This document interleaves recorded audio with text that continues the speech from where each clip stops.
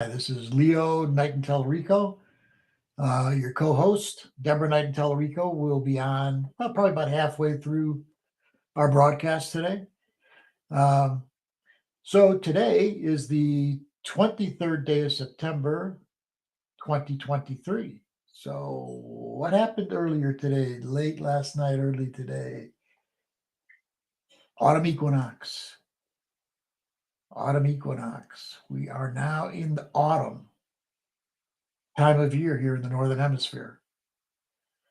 And that means we're in the time of, notice I'm in a different setting. I'm really not in a different place, except I'm across the room. I'm on a different side of my room, my office room.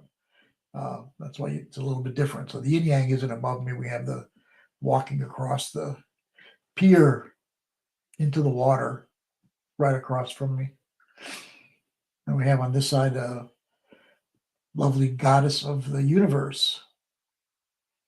And then over here we have a master male psychic astrologer, something like that. So they're to balance each other. So we don't have the yin yang behind us, but this is the yin yang time of year in many ways. In fact, I like to consider this time of year, autumn just beginning, like if we're comparing it to a day as a metaphor, it's like this is the sunset time of year, because now with day and light being equal, or they were at the moment of the autumn equinox, now the darker minutes of the year get stronger and stronger, and the lighter minutes of the year dim, get less and less, until winter solstice, when the dark minutes are at their zenith and the light minutes are at their lowest. And then everything starts switching to more light at the winter solstice, more light every day, until spring equinox, which is the opposite end of what we have today. Spring equinox is also where dark and light are equal, but the light minutes are increasing every day while the dark minutes are less. So this is like a sunset time of year, and you could feel it in a way. It's like there's this sense that going inward, going yinward and inward. It's like moving from personal activity, personal motivation. I'm going to do this and I'm going to do that. I can do this. Now it's more toward Libra kind of energy, which is we are going to do this. So the concentration in general is more toward relationship and relating than it is to personal advancement and growth. That's the general theme. That doesn't mean that you throw out personal advancement and growth. It only means that there's more emphasis now on relationship and relating. And then in Scorpio time of year, which is the next month, everything gets deeper as far as relating. So like Libra, which is the sign that starts at the autumn equinox, Libra is about relationship, but it's about being civil, being polite, making connection. Scorpio's about let's get down into some deeper relating with one another, more passion. And then Sagittarius, it's relating not just one-on-one, but it's relating with our society, with that which inspires us, with higher education. But right now with Libra, the darker minutes are beginning to increase, and you can feel that. Some other things that have just happened. Mercury is now direct. Venus has been direct since the 3rd of September. Mercury has been direct since the 15th of September. So those two important relational planets are direct, just in time for the relational movement of autumn equinox and Libra. So that's good that they're direct now. So things should be starting to clear up also mentally with Mercury direct now. It hasn't been direct that long now, just a little over a week, but that should be almost back to speed, Mercury. So if there are some things that were unclear, now there should be, I mean, I don't know your personal charts, each one of you, but in general, things should be able to be more clear and better able to make a decision, better able to start a major project if you need to start one, and certainly better able now to make relationship. Both Venus, which is relating from the heart, and Mercury, which is relating from the head, are both direct now. So it'll be easier to relate on both counts, heart and head. Easier to concentrate on each one of those. So, well, speaking of the heart and head, before I get into some other things that are coming up, kind of traditionally, if that's the right word, men have held Mercury, the mind, and women hold Venus, the heart. I'm not sure that that's natural, but it's what we've been doing as a culture for the most part. Women hold the heartstrings more, men hold the head. So in the balance between love and truth, which is the universe, the balance is just like the yin yang symbol. It's together. Love and truth, all one. But in split society, which we have culturally, yin and yang, male and female, are split. So Mercury or male, mind, head have been held by men, and Venus, the heart, like I said before, held more by women. But because we have a split between male and female in our society a lot, love, Venus, truth, Mercury, are often split. Here's what that does. If it's all love and not much truth, people live in a dream world. It's an illusion, the love. It's not real. If it's all head and no heart, you find that people are more cynical, non-trusting, skeptical, dead end, because everything in the mind turns out dead end if it's only in the mind. So for all of us, it's really important now, with all that's going on in the world. You see all the separation out there, right?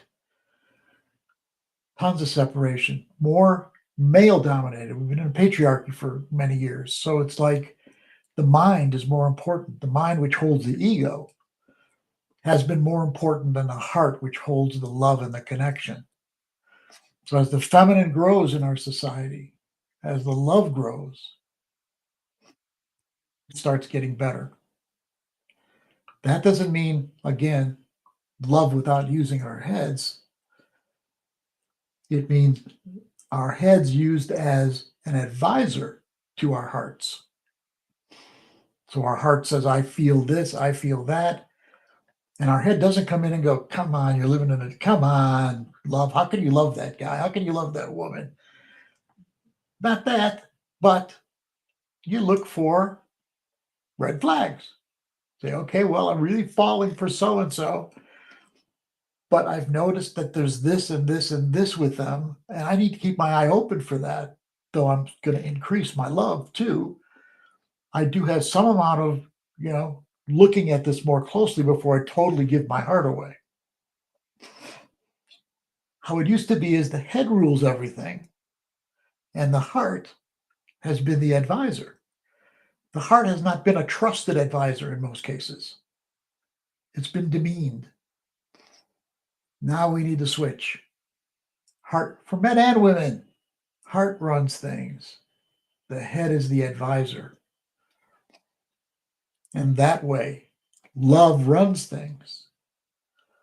But the mind and its ability to discern is still important in our consciousness, in our lives, in our world. So I wanted to get that out there because it's so important. Now, when you look at wars and things like that, you know what's going on. The head and the ego are taking charge of things. The cynical, skeptical, not trusting anybody is taking charge. That doesn't mean that you change and you go, well, I trust you because you're another, child of God, and I trust you totally, and so I'm going to lay all my weapons down right now. No, you can't do that. But you can start out. Let's have some talks. Let's have peace talks. Let's start working things out, which they ought to be doing in Ukraine and Russia. Let's talk things out. Let's see where we reach at, and let's see what we can split up to make sure that we find peace between us. So again, the love running things, let's look for talks to find peace. But the head says, I can't just throw everything away in this process. I have to protect myself until we get to that place of trust and accepted love between us. So we each can help change the world by doing this inside of ourselves. Love running things, but truth as an advisor. We can each do that. Male and female can do that. So let's talk about what's coming up. Now that we got Mercury direct and Venus direct, head and heart, and we have balance, Libra, night and day. It's a perfect time for us to be talking about the balance between opposites, truth and love. So what's coming up?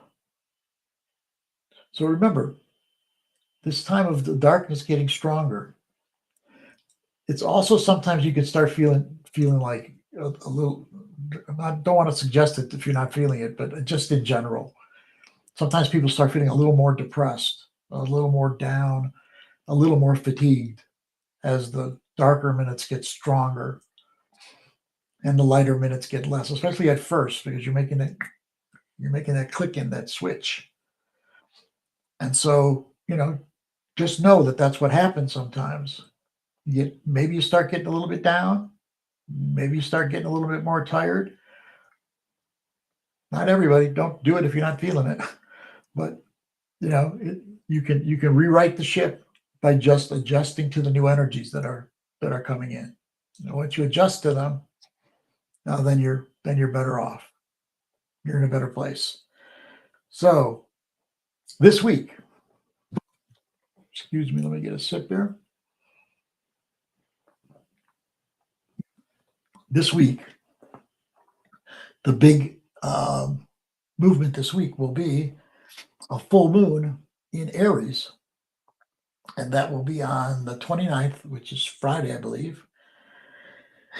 And it'll be at exactly 6 degrees of Libra Aries. What do I mean by Libra Aries? Well, when it's a new moon, both the sun and the moon are in the same sign. When it's a full moon, sun and moon are opposite each other. So in this case, sun will be in Libra. Remember, it's in Libra now. It will be in Libra for 30 days, 30 degrees, 30 days. And the moon will be in Aries, 6 degrees in. Sun in Libra, moon in Aries. And I'll tell you the times this Friday at 5:58 a.m. Eastern and 2:58 a.m. Pacific. That is when that full moon is exact. So what does that mean? It's going to be Libra Aries. Remember, it's going to be Libra up until that time. Sun in Libra, moon in different signs. Then it's Aries at that full moon, which means this movement we're having toward relating and relationship and listening to other people more and their needs instead of ourselves. Aries comes barging in and says, hey, don't forget about me on this trip. You got to think about yourself. So peace and conflict could be also in a clash at a Libra Aries full moon. Libra, peace, Aries, standing up for myself, which could lead to, if both people are standing up to themselves, without any sense of wanting peace, then there's war. So Libra, if it's too much Libra, people give themselves away and accommodate other people. If it's too much Aries, people are only thinking of themselves and not of other people in the relationship. That doesn't mean that Aries is selfish or that Libra is a doormat. It means at their worst, that's how they are. At their best, Libra is relational while staying true to itself, and Aries is true to itself, but open to what the other person has to say and caring about relating. And that's the best of this full moon coming up. Where on the one hand, you feel you can be true to yourself, but in the process of being true to yourself, your heart and mind are still open to what the other person has to say. So let's hope that at this Aries new moon, that out in the world, we have people that want to relate more, listen to the other side, and try to make peace. Okay, so that's this coming Friday. So another thing about that is that it begins the eclipse season. Now, the first eclipse is not till 2 weeks after that. The actual first eclipse will be on the 14th of October at 21 degrees of Libra. Still in Libra, 9 more degrees to go till 30, till we go into Scorpio. 9 more days after that. So 21 degrees of Libra. Now, adding a little bit of a great intensity to that eclipse, and eclipses are intense already, but it's a Libra solar eclipse. I mean, the sun and moon are both in Libra. They're conjunct. So to make it more complicated or more intense, the planet Pluto will be making a square that Libra new moon solar eclipse. Now, Pluto at that time will be at 27 plus degrees of Capricorn, which is exactly where the United States Pluto is in its natal chart from July 4th, 1776. We are in the United States in a Pluto return, its first ever, because Pluto has approximately 248 year cycle. So Saturn, about Saturn returns. We talk about when a person gets 29 years old, and then when they're 58, they have their second Saturn return. So Saturn has a 29-year cycle. Jupiter, 12 years. Uranus, 84. All of those will be within somebody's lifetime, most likely, even the Uranus one.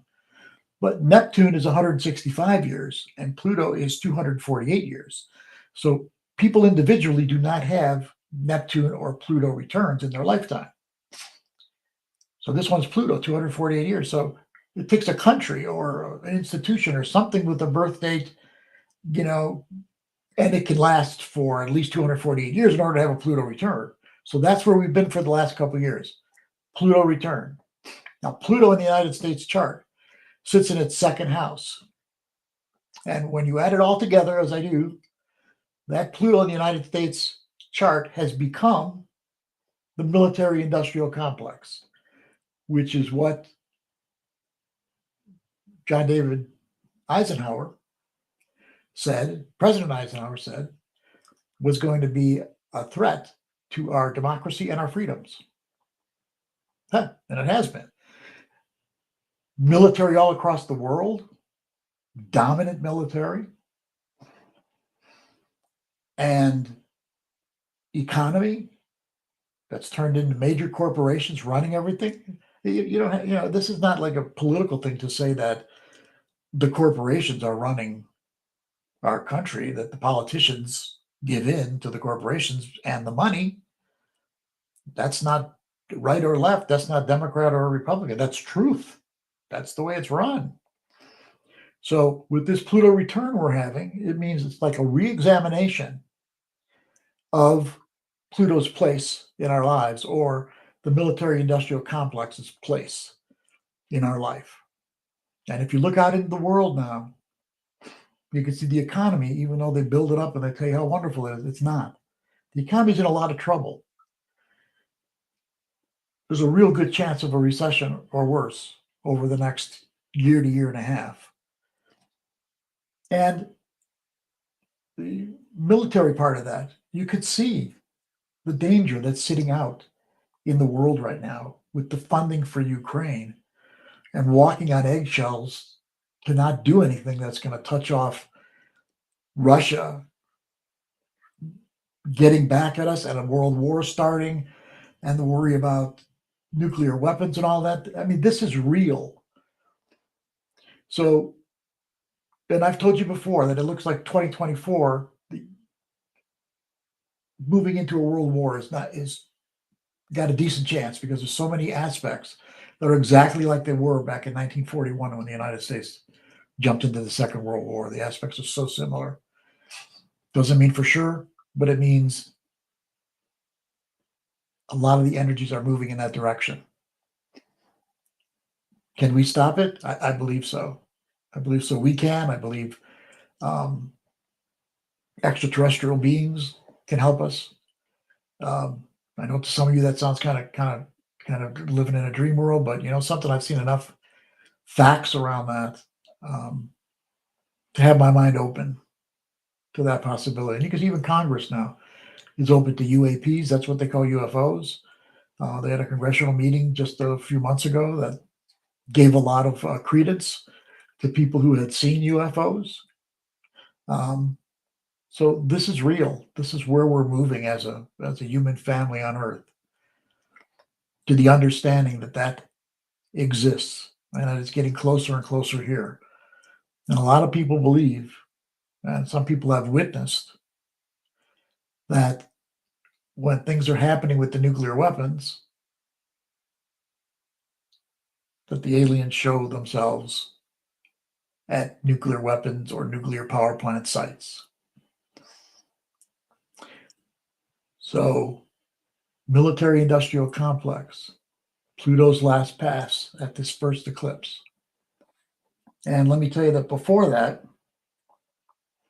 on October 8th, we enter the fourth quarter moon, which means the moon darkening more every day.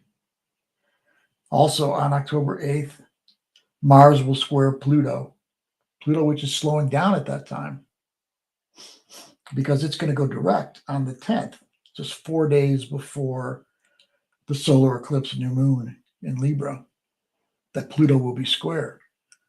So since Pluto's going direct, you know what happens when a planet changes directions from direct to retrograde or retrograde to direct? Its strength and its importance are magnified at those times. So Pluto will be changing directions and squared by Mars, just days before the October 14th solar eclipse, which is square to Pluto. So Pluto will be very strong in that. So the Libra emphasis on being socially correct and relational and peace-loving will be threatened by the guardian of the underworld, Pluto, during that time. Then on, let's see, Mars will also enter Scorpio just 2 days before that solar eclipse. On October 12th, Mars will go into Scorpio. And then a positive day before the October 14th solar eclipse, I consider it positive. A lot of people I know consider it positive. The culture does not. Friday the 13th will be happening day before that solar eclipse. So there's some good news. Remember, this is the fear of Friday the 13th, in my estimation, is fear of the feminine. And I'll tell you why. I've said it before. Maybe some people haven't heard me. Venus in so many cultures is Venus Day. In Italy, it's Venerdì. That's Venus Day. Even in the United States and England, Friday is Frida Day. Frida was another goddess similar to Venus. So it's Venus Day in many places on the earth, Friday. because all the days are named. You know that, don't you? Sun day, moon day. Tuesday in Italy is martedì, Mars day. Wednesday is mercoledì, Mercury day. Thursday is giovedì, Jupiter day. Saturday, pretty obvious on that one too, right? All the days have names like that of planets. This goes way back that this has been happening. Friday is Venus day. Friday the 13th. I know all you women out there know more than I do about it. 13 is a feminine number. There's 13 lunar cycles in the year, for instance. Friday the 13th, culture goes like this because they are afraid of the mysteries of the greater feminine. So then the 14th is the solar eclipse. On the 21st, the sun will square Pluto just a week after the actual solar eclipse. And then on the 28th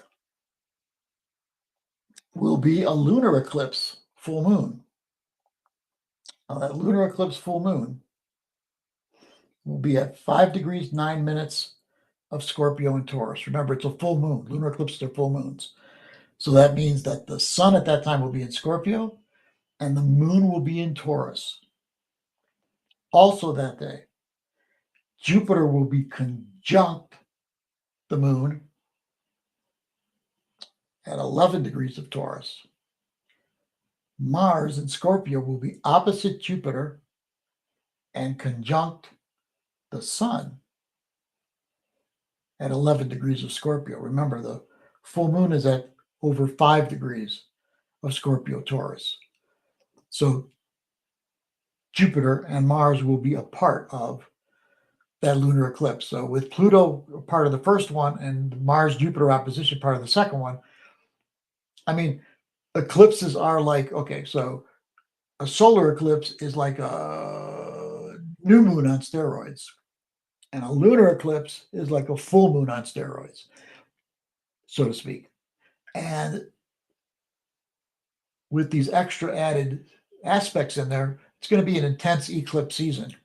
And keep in mind, the eclipse season actually starts this Friday at the full moon in Aries.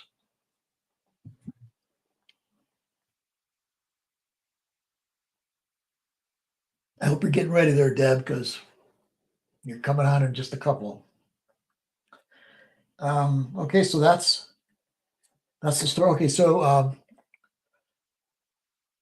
we are almost for sure going to do another show next Saturday. And I'm really looking forward to interviewing Dennis Harness at our next show. Dennis Harness is a premier Vedic astrologer. He'll be educating us a little bit on Vedic astrology. That's what they use in India and many other countries. We use tropical. I use tropical Western astrology. We're going to talk about Eastern and Vedic astrology. Again, we're bringing everything together, the yin yang symbol. So we're going to bring together those two astrologies too next week. Okay. Hi, Judy Ann and Christine and LS. Hi to all of you. And now you're lucky because you got Deborah coming on. And here she is.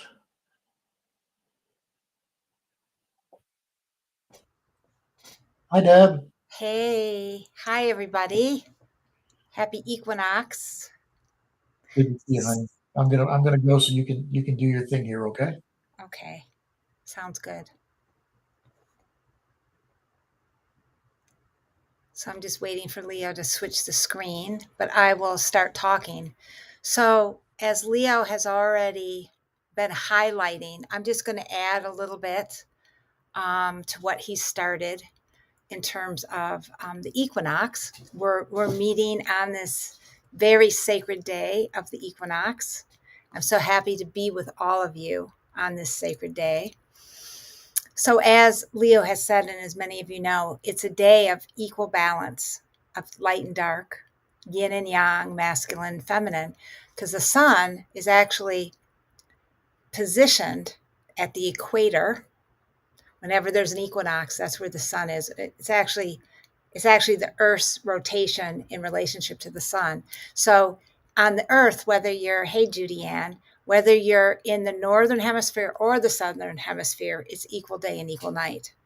In the southern hemisphere, it's their spring equinox, as it's they're moving from the darkness of the winter solstice, and it's their spring equinox, and they're moving towards the summer solstice in the southern hemisphere. So it's a very different energy because the light's increasing. And here in the northern hemisphere, the light is decreasing, and the nighttime, the darkness is increasing because this is our autumn equinox. But right now on the earth, you can say wherever you live on the earth, there is this balance. Twice a year, sun, earth positioned at the equator, light and dark, night and day, yin and yang, masculine and feminine. So those are the energies to really tune into at this equinox. And it's a really good time to look at your life and what maybe has come out of balance, what needs to be rebalanced to come back into equilibrium. Because interesting that at the autumn equinox, at the exact moment the sun moves into Libra, which is the sign of balance, right? It's the scales. Perfect symbol for the equinox. So it's how can you bring your life into sacred balance and peace? Today, yesterday, and today is often at the equinox is also Global Peace Day. So it's this time to focus on that energy of peace. And how do you find peace within yourself? Is often through the sacred balancing of all the different parts of ourselves inside, the light and the dark, the yin and the yang, the masculine and feminine, our inner male and inner female coming into balance, and any conflicts we might have, bringing those into sacred balance. That's a lot of what where peace comes from. So this is a time to focus on those energies of peace, equilibrium, balance, bringing your life back into balance, just looking at that theme in your life. And the equinox is also in the Celtic and goddess tradition. So this would be in the northern hemisphere. Is this particular autumn equinox is also called Mabon, Mabon. That's the Celtic name, and it's the second harvest of the year. So the first harvest of the year was at Lammas, and this is the second harvest. So this is a time also, besides honoring that balance, is also the time to honor the harvest, this time of harvesting where there's so much fertility and abundance up here anyway in the northern hemisphere. And there's it's a time to celebrate that, to celebrate what has come to fruition and abundance in your own life. So take some time, whenever there's a turning point in the wheel of the year. So this is one of the 8 sacred turning points in the great wheel of the year. You could call it the goddess wheel of the year, the Celtic wheel of the year. Wherever you are, it's the sacred wheel of the year, and there's 8 turning points. The solstices and equinoxes, and then the midpoints in between. So at this turning point in the wheel of the year, we usually experience it, for days leading up and for days or a week after. So during this whole period, straddling the equinox, when there's relatively a sense of balance, because there will be before the sun it starts traveling south, when it's actually the tilt of the earth. But so take time to just reflect what's come to fruition in your life. Take note of what has grown since the spring. from the seeds you planted in spring? What were your intentions back in the spring? What did you start back then? And how has there been fruition from those intentions, from those whatever maybe goals or visions you might have had for the growing season? What's grown? What has transformed? How have you grown? How have you transformed? And just really make a note of that. And take time to really honor and celebrate this harvest, this time of abundance. And gratitude is huge at this time because it's a harvest time. So what do you have gratitude for? And really take this time today on the day of the equinox and for the next few days. Just really feel your prayers of gratitude. Really feel your gratitude for everything in your life, all the blessings, even the hard things, even the challenges have a blessing and a gift hidden inside of it. So really take a moment to reflect on your life and look at it from that perspective of gratitude. Like even if you've been sick or you've had a challenge in a relationship, what's the gift in that? That's how you can look at it from that place of gratitude. So those are some of the elements of this equinox time to look at in your own life. That sacred balance in your life and the harvesting, what's come to harvest and fruition, and what's left to harvest, because we have the third harvest at Samhain. There's not much left that's being harvested, but there's the pumpkins and some of those squash, those kinds of fruits of the earth are still coming forth, even though a lot is starting to die and fall back.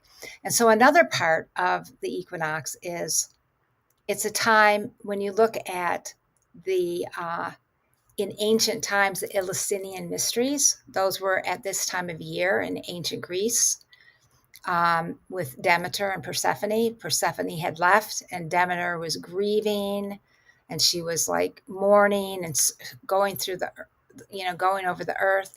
And Persephone had made the choice to eat the pomegranate seed and go into the underworld. And it follows the agricultural wheel of nature, with Persephone, going to the underworld. And she took those seeds and she brought those in and she took her descent. And then she ascends again in the springtime. So it's a time to also look at, the seeds of the harvest of the last, 6 to 8 months, maybe even since Imbolc, looking at those seeds and the harvest, what you've harvested.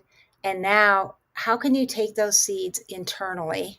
Because we're going into the more inward, yinward time of the year, as Leo was saying, where it's not as much outward focus. The colder weather, we're more likely to be inward. And it's just that pull to go inward. So what are the just like the earth, when she gives forth the harvest, they're the seeds too that come forth. Like when the sunflowers die, there's the sunflower seeds. So what are those seeds as something is giving way that you can bring inside with you on this inner journey of the autumn and winter seasons, on this inward time of year? And in the medicine wheel tradition of Native America, autumn equinox is the place of the western direction in the medicine wheel. So if you look, there's the east, west, north, and south. East is the spring equinox. Summer is the summer solstice. The west is autumn equinox, and the north is the winter solstice. So if you look at it from that perspective, so the west in the medicine wheel tradition, in the Celtic wheel of the year too, it's the place of going within. Bear is one of the totems of the west, and bear is all about that hibernation, going within. And what else are the themes and energies of bear medicine? Bear medicine, besides being that great mother protective energy, it's also the energy of healing. I did a all-night vigil, drumming all night with bear medicine by myself in nature. And what I learned from that journey was that bear actually helps us heal our inner child, helps us heal our wounds, inner soul wounds. And it's just, bear medicine is a great medicine to call forth at this sacred time of the year. Of course, there's other guardians of the West too, and the goddesses of the West. I think of the West as more the feminine, watery energies. So those are energies that you can work with as we enter this autumn season and we start descending. And also, Leo touched on already about the sun moving into Libra. You know, Libra is like the goddess Ma'at, who has the wings spanned and she has a feather from her head. She's an ancient goddess of Egypt, and she has a scale on either side of her hands and her wings. And it's like weighing things. And she has a lot to do with cosmic balance and justice and truth. So Libra, even though it's ruled or oversold by Venus, the planet of love and relationship, it's also connected with truth, higher truth, cosmic balance, and justice. So those energies are going to be energies that you might be feeling. Lee already touched on a lot about the Venusian side, and then there's the true side. So there you have again the masculine and feminine. When there's two wings out, there's the masculine, the feminine, left, right, light and dark, balancing those two. And there's divine truth with, you know, the feather of Ma'at, and the heart and Venus, which oversouls the heart. Venus does. And so it's a lot about how can we bring our relationships into greater harmony and balance while speaking our truth. And I know that the full moon of Aries kind of highlights that too, because it's, balancing, speaking my truth and being who I am, but also being sensitive in relationship and being aware of the sacred balance in all our relations. I'm just trying to see if there's anything else I wanted to say about the equinox and moving into Libra time of year. I think that's all for right now. And the other thing I wanted to touch on is in the cycle of Venus, as Leo mentioned, Venus went direct on September 3rd. And on August 19th, Venus rose for the first time in this new cycle of Venus. Venus rose in the morning sky for the first time on August 19th, beginning that new cycle.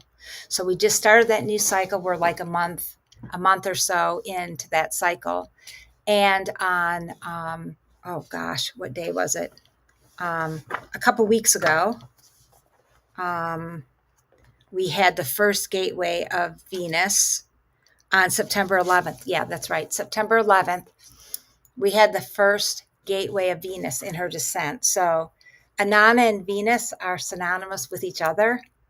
And the ancient Sumerians and who were the priestesses and priests of Inanna, they knew about this cycle of Venus and how it was aligned with the descent and ascent of Inanna, the descent into the underworld and the ascent. So not only are we going into the darker time of year in the descent through, the autumn equinox and moving into the winter, we're also, Venus is also descending, so to speak. Inanna's descending down the gateways to get to the underworld. That won't be until April, I believe, that she'll be in the underworld. So she'll be going through each gateway, which is connected with the chakras. So the first gateway on September 11th was the crown chakra gateway. And whenever she's descending, it's when the waning crescent moon and Venus conjunct each other. So on September 11th, the waning crescent moon, which means the dark moon, conjuncted, right before it was dark, the very thin crescent moon conjuncted Venus in the morning sky. And then the next gateway is going to be on October 10th, Tuesday, October 10th, when the waning crescent moon and Venus join together again, and that will be the third eye gateway. So at the crown chakra gateway, it's all about, when it's the descent in the morning star, it's about releasing.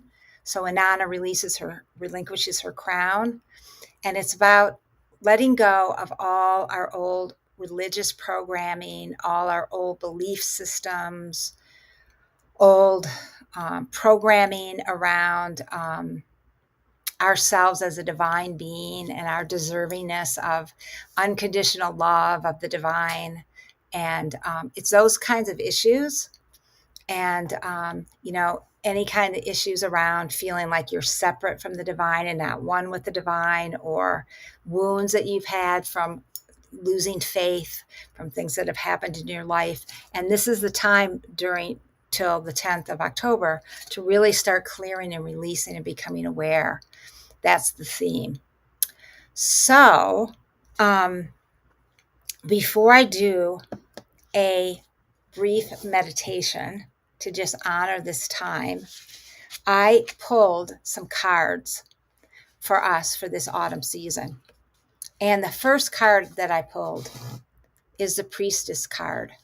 And what's interesting about this is, I don't know if you can see it, but there's Sekhmet on either side and this priestess, okay?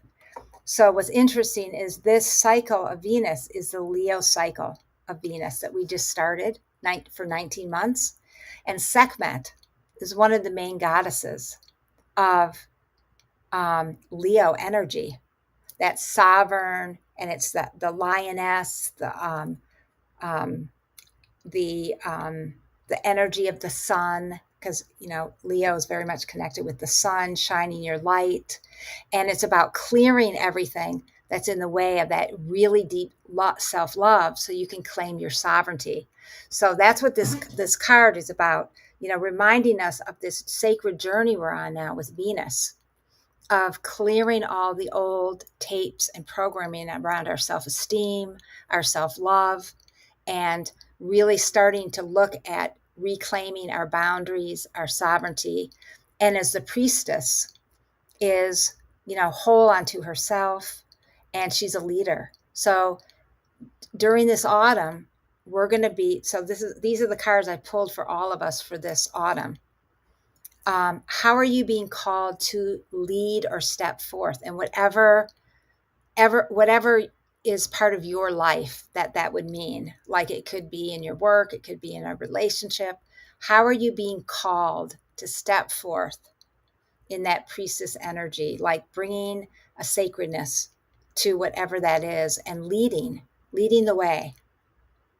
So that was the first card that I pulled, and it just seems very significant for right now. So really look at, that inner priestess within you and how you can step forth in the world. And then the second card I pulled, which is really awesome, is this card, which I've pulled before for you. And this is the Councils of Light.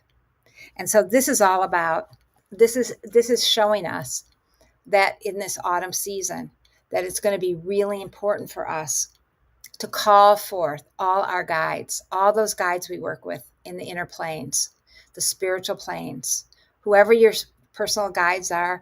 This is a council of ascended masters, Mother Mary, Kuan Yin, Yeshua, Kutumi, different beings in the Mary Magdalene. These are all beings that are part of the councils of light. There's also angels and archangels, and you might have personal guides too that aren't necessarily ascended masters. But what this card is letting us know is that it's really important to trust that we are really being supported by these beings from other realms. And as Leo said, even extraterrestrials, or as I like to say, star beings, we're being supported by star beings and by these other beings that are here to help us. And just to remind, this card is reminding us to really open up and receive that divine support, that divine guidance. And as we know, they're mirrors of our own higher self. So it's not to worship them, but it's to rather know that they're there, that you're supported by the divine, that there's all these beings, ascended masters, spirit guides, animal helpers, star beings, star families, all these beings, angels, archangels, ancestors that are here to help us. And we're going to need their support now as we take our descent into the autumn, and as so much is going on in so many people's lives. I mean, I can know from my clients and friends, our planet's going through a lot, and we really need the support of all these ones. So don't hesitate to call them, because one thing I know about the spirit realm is we need to ask, ask and thou shalt receive. And it's about ask and the door shall be opened. You need to ask and tune in. So that was the second card. And the third card, which I love, which I've pulled before for you all, is play. So the other part of this is to really allow yourself to play, to celebrate, to let your divine child come out, not take everything so seriously.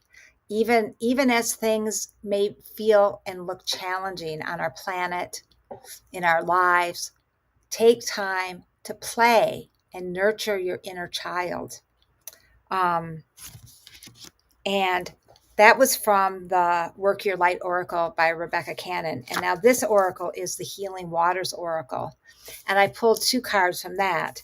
And the first one is Clear Waters. The cards that were pulled for this autumn are just amazing. So this card, Clear Waters, is all about, it's a really positive card saying that the waters are clear. It's almost like a go ahead. It's like confirmation that whatever your vision has been for maybe months, maybe since, the beginning of the year, that this is confirming that it's clear lights ahead, and things are in alignment, and you can trust these visions, and to just keep facing your true north and following your mission, your purpose, whatever that is.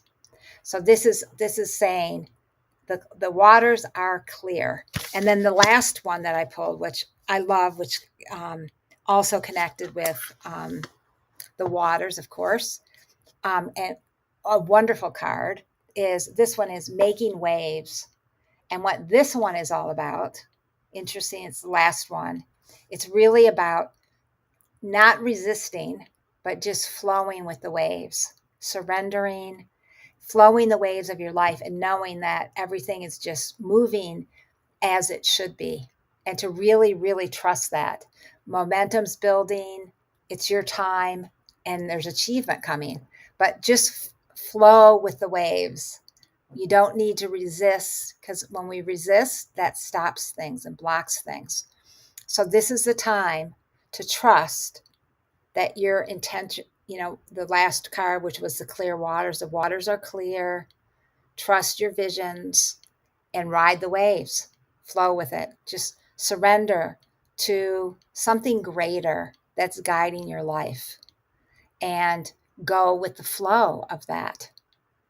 And so I feel like that was a really powerful 5 group of cards for this autumn season, to really positive. So I just wanted to share those with you. And then now we're going to do a little meditation to just feel this sacred time of balance and gratitude.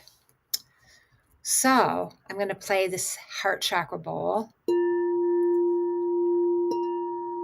And just take a moment to take a few deep breaths.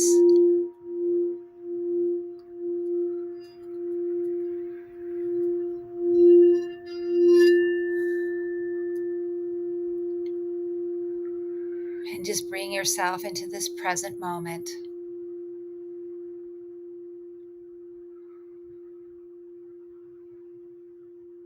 And just become aware of the energy of Mother Earth beneath you. Bringing your heart into resonance with Mother Earth. Feeling your feet touching the ground. Your gratitude to Mother Earth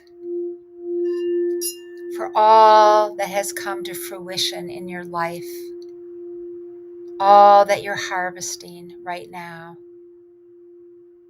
from the beginning of this year, from the Imbolc and spring equinox, and just really giving thanks to Mother Earth, giving thanks for the waters, the sacred waters that nourish and sustain us alive, the earth, all the beauty of nature, all the fruits of the harvest, the air that we breathe, the breath of life, the fire within our hearts that is our Holy Spirit, and the flames in the center of Mother Earth. And then becoming aware of the sky and the universe and divine source, and feeling our gratitude to divine source, to all our guides and helpers and allies, angels, archangels, ascended masters, sisterhoods and brotherhoods of light, animal helpers, star families, giving thanks to them for their guidance in our life. And just feeling that balance, bringing your heart into resonance with the universe, the stars, the planets, the sun, the moon, Venus as our morning star, and just bringing yourself into resonance and also giving thanks. And then feeling that balance within you of the earth and the universe, the vast universe, your body and your mind, your heart and your soul. Feeling the sacred balance on this sacred day of the light and the dark, the day and the night, the yin and the yang, the masculine and the feminine within you and on our planet, in all of nature. And just really sensing, feeling that balance.